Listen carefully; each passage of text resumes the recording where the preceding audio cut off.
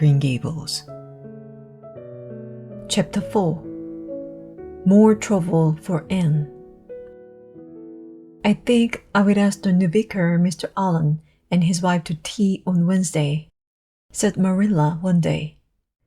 Oh yes, please do, cried Anne excitedly.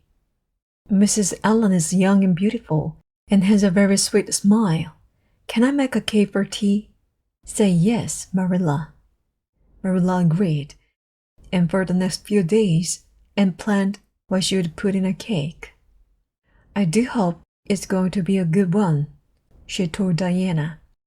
Sometimes I forget to put in the right things. You made a very good one last week, said her friend. I'm sure it will be all right. On Wednesday, the tea party started very well. This is a very good cake, Miss Cuthbert. Mrs. Allen said to Marilla, You have been busy. Anne made this one special for you, Mrs. Allen, replied Marilla. Well, I must try some, laughed the vicar's wife.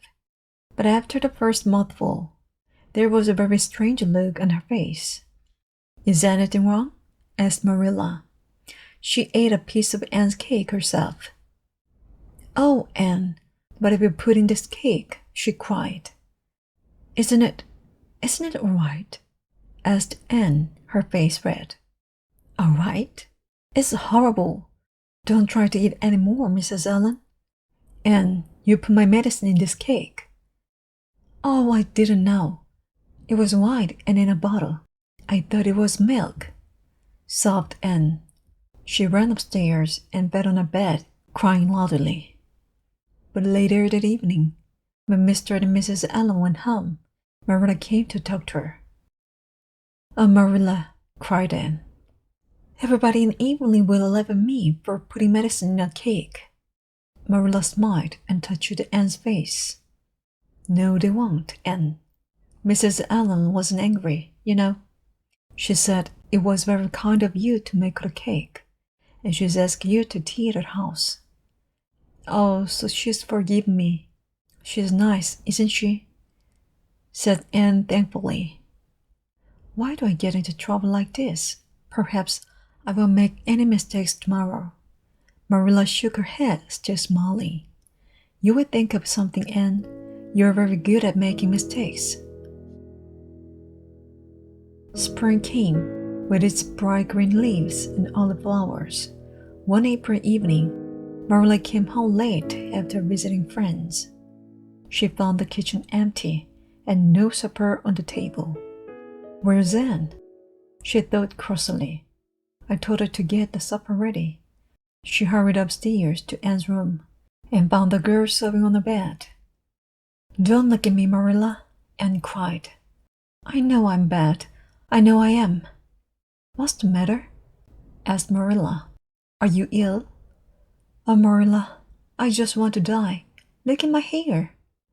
And Marilla saw that Anne's long, thick red hair was now a horrible dark green. Oh, Anne, she said, what have you done now? I bought a bottle of something special from a man who came to the door. He said it'll change my hair from red to black. Oh, I know. It was stupid of me. But what should I do? They washed Anne's hair again and again, but it was still green. Anne stayed at home for a week, saw nobody, and washed her hair every day. But at the end of the week, Marilla said, I'm sorry, Anne. We'll have to cut it off. You can't go to school with green hair. Anne had to agree. Perhaps this will teach me not to think about being beautiful, she said suddenly. Everybody was surprised to see Anne with very short hair, but no one learned the secret. And some weeks later, there were some new darker red curls, which pleased Anne very much. This summer, Anne and her friends often played in an old boat on the river. Today, let's imagine that I'm a prisoner and I'm escaping from prison by boat, said Anne. I will hide in the boat, and the river will carry it down to the bridge. You're my family, and you must meet me at the bridge.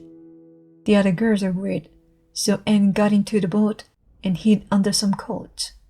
Her friends pushed the boat off down to the river and ran across the fields to get around to the bridge. For a few minutes, the prisoner enjoyed the game, but then she suddenly felt wet and sat up. Water was coming in very fast through a hole in the bottom of the boat. Luckily, there were some trees by the river, and I saw a low branch over the water and caught the branch. The boat went on without her, and a few seconds later went down under the water. Her friends on the bridge saw the boat, but they did not see Anne under the tree. Oh, Anne's dead. The boat's gone down, and she is in the river. They screamed and ran back to the village for help. Poor Anne could not move. She had on, but her arms were getting tired, and she knew that she would fall in a minute. Suddenly, there was Gilbert Blythe in his boat. "Anne Shirley, what are you doing there?" He did not wait for an answer, but quickly helped Anne into his boat. She didn't say a word. When they arrived at the bridge, she got out and turned away. "Thank you for helping me," she said coldly. But Gilbert jumped out and put a hand on her arm. "Anne," he said quickly, "I'm sorry I called you Carrot. It was a long time ago. I think your hair is really nice now. Can you forget it and be friends?" For a second, Anne wanted to say yes, but then she remembered standing long in front of the school children all afternoon because of Gilbert. She would never forgive him for that. "No," she replied coldly. "I shall never be your friend, Gilbert Blythe." "All right." Gilbert jumped angrily back into his boat. "I will never ask you again, Anne Shirley." Anne would come with her head held high, but she felt strangely sad and wanted to cry. "Why are you always in trouble, Anne?" asked Marilla when she heard about Anne's adventure. "Well, I think I'm learning, Marilla," answered Anne. "I learn from my mistakes, and after today, I won't use my imagination so much. I don't think Avonlea is the right place for imagination." "No, it isn't," agreed Marilla a little crossly. When she went out, Matthew, who was sitting quietly in his corner, whispered to Anne, "Keep a little imagination, Anne. Not too much, of course, just a little."